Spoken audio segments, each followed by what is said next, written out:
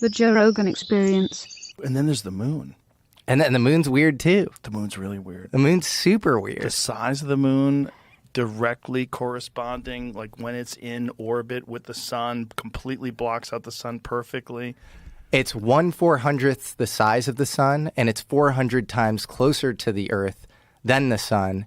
You never see the dark side, which is very weird. It's actually, I believe it's closer to the Earth than what you would normally expect for a moon. And it's huge. It's huge. You have cultures actually talking about a pre-moon period and it's stabilizing the climate. You have the Zulu cultures talking about this.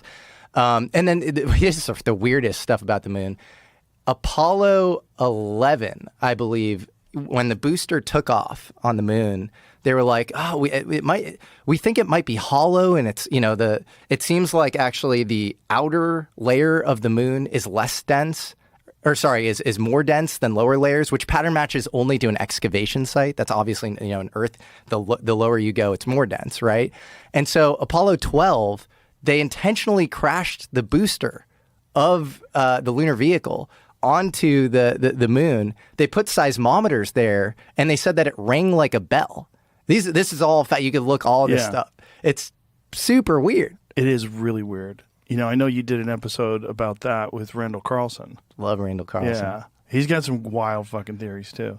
But the idea that the moon was somehow another place there to stabilize our atmosphere is so crazy. It is crazy. And then you obviously have to sort of think in probabilities all the way down. Lowest probability, craziest thing is Ingo Swann, who is another remote viewer in the Stargate program. He wrote a book called Penetration, where he's basically like abducted by this guy in a suit, like this kind of Men in Black style guy named Axelrod. And he is told to remote view the moon. And he remote views an alien base on the moon. And he says that he gets it. The whole thing goes crazy. I mean, the book is insane. It's like he then ends up in a supermarket and he says that he senses that this woman at the produce aisle is like an alien or something. But a lot of people from that Stargate program remote viewed, structures on the dark side of the moon and that sort of thing. So, well, but AJ from the Y-Files was on, and he was the one that was telling us that there's photos, right, of the dark side of the moon, that someone had seen photos and was assuming that these would be released shortly, that there were structures. Wow, this is going to be the biggest news ever, and then it was never released.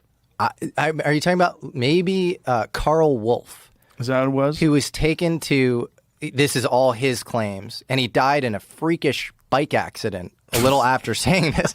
But he said that there was like in like Langley, Virginia, where a lot of spooky stuff goes on. He was taken to some it was like inside a mountain complex, which we definitely, Carl Wolf, yeah. That guy bikes?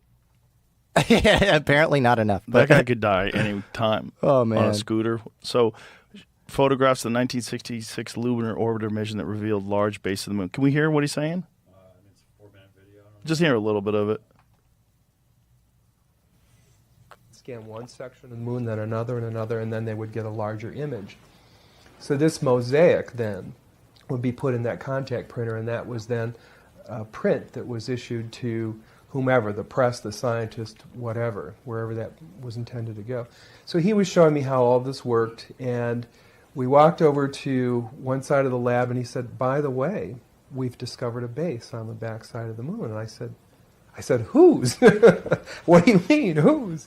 He said, "Yes, we've discovered a base on the back side of the moon." And at that point, I became frightened, and I was a little terrified, thinking to myself that if anybody walks in the room now, I know we're in jeopardy, we're in trouble, because he shouldn't be giving me this information. I was fascinated by it, but I also knew that he was overstepping a boundary that he shouldn't be stepping over. And then he pulled out one of these mosaics and showed this base, which had geometric shapes. There were towers, there were spherical buildings, there were very tall towers, and things that looked somewhat like radar dishes, but they were large structures. So I didn't say any more to him because I was concerned again that somebody was going to come in at any moment, would catch us having this conversation, and we would be in real trouble. I realized that he was telling me this information because he didn't have anybody else to talk to. Now, probably in that laboratory, he was probably one of the few enlisted people, and he was a worker bee. And he had a high-level security clearance, obviously, but he couldn't share that information with anybody else. And in those days, we didn't. When you had your security clearance, you took it seriously. It isn't like today where people don't take these things seriously. We had a different set of morals and ethics and values. That's the way we were raised, and we stayed bound by those agreements. So it was rare that someone would do something like this, but this fellow and I were the same rank. I think he was very distressed. He had the same pallor and demeanor as the scientists outside the room. They were just as concerned as he was, and he needed to discuss it with somebody. So that was the end of it right there. I didn't take it any further than that. I just filed it away. But the interesting thing, every day that I went home, I would think to myself, I can't wait to hear about this on the news, And, so I'd turn on the TV and I'd look at the news to see if they're going to announce, we've discovered a base on the backside of the moon, being really naive, And, of course, here it is 30-some years later, and we still haven't heard about it. Whoa. Pretty crazy. Yeah, but then there's the question of disinformation, right?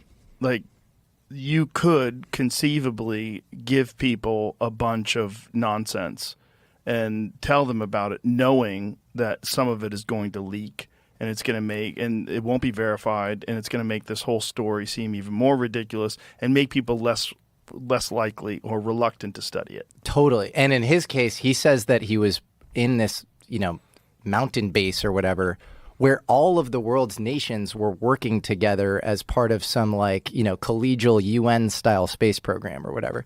So that to me might be a little, beyond the pale. And I'm glad you made that point, because that is ufology 101. And I've heard you be incredibly exhausted and frustrated at UFO disclosure. And I think that is the reasonable response. It is limited hangouts on limited hangouts. It's just, we're going to give you a little bit, but we're also going to sprinkle in some falsities and some bullshit. We're going to stigmatize it. And it kind of works because it creates this initiation path for recruiting if there are any of these programs. It widens the surface area. It both conditions the populace, but also stigmatizes the thing and makes it seem like kind of a joke. And so I think if you are not viewing modern disclosure through that kind of hermeneutic lens of interpretation, and you were just taking it, accepting it, imbibing it wholeheartedly, prima facie, I think you are in trouble. Yeah.